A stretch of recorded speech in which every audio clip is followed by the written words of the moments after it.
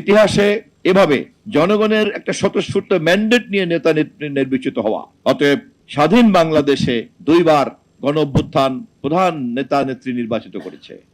একবার করেছে ৮০-৯০ দশকে আমরা বেগম খালেদা জিয়াকে, আর একবার করেছে ২০২৪ জুলাই ২৬ নির্বাচিত তারেক রহমানকে।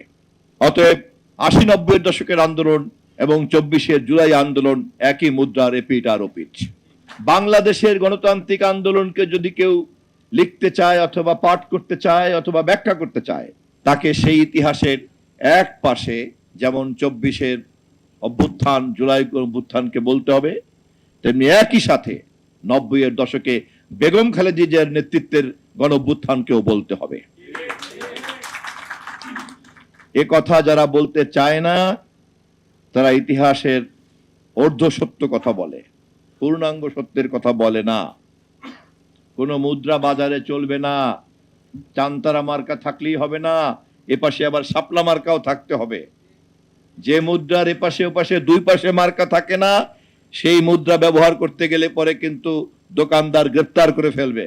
অতএব ইতিহাসের যে সমস্ত বয়ানকারীরা জুলাইয়ের মধ্যে আটকে আছেন, ৯০-কে নাকচ করতে চান, এরশাদ বিরোধী আন্দোলনকে ছোট করতে চান, দেশনেত্রী বেগম খালেদা জিয়াকে তারা নাকচ করতে চান, আমরা ইতিহাসের বিকৃতি হতে দেব না।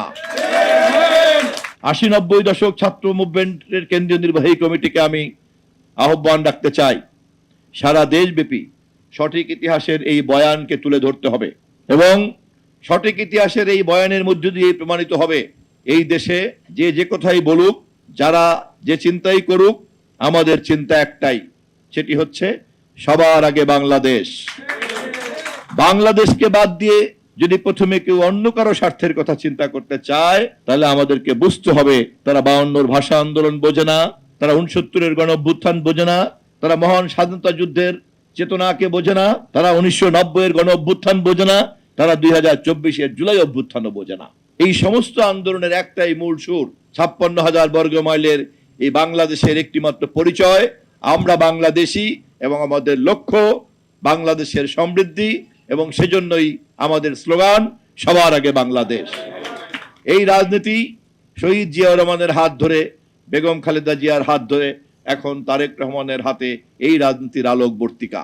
এই সংগঠনকে ইতিহাসের এই ব্যাখ্যা এবং এই বয়ান প্রতিনিয়ত